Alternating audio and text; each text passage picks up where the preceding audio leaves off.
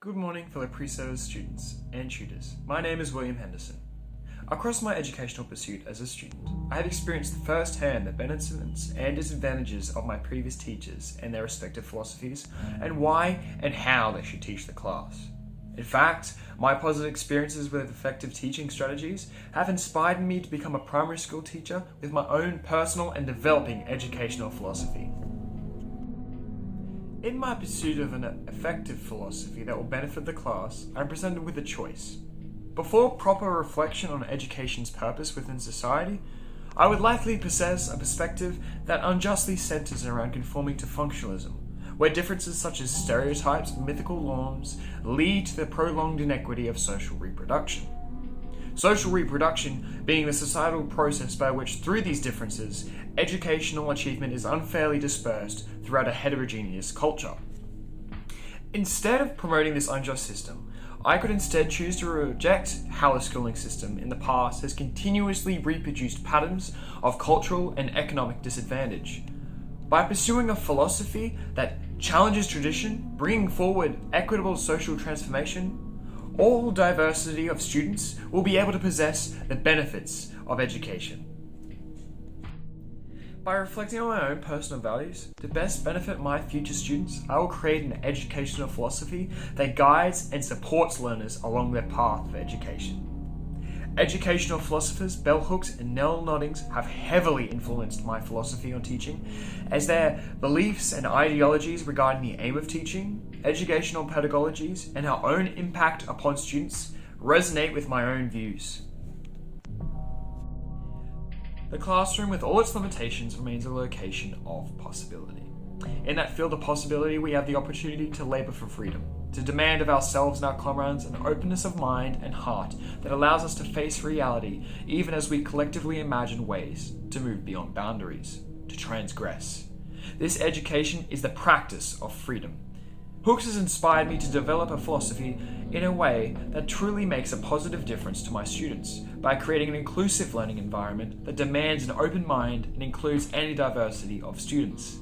By being conscious of the differences within my classroom, I can then make a deliberate effort to display sensitivity and understanding of the barriers that impact my students. Hooks' philosophy also attempts to combat the persisting patterns of inequality stemming from social reproduction that form barriers and lead to poor learning outcomes for children who fall victim to mythical norms. My future class will consist of a diverse range of students from social, family form, religious, and ethnic backgrounds. And for me to create an optimal learning environment for all my children, I must comprehend the heterogeneity of the class and cater it by providing inclusive learning conditions.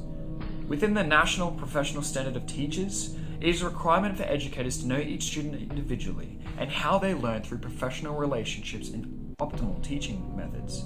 Therefore, for my class to be the best learning environment, my understanding of the class's heterogeneity will allow me to provide specific learning conditions that are inclusive and supportive.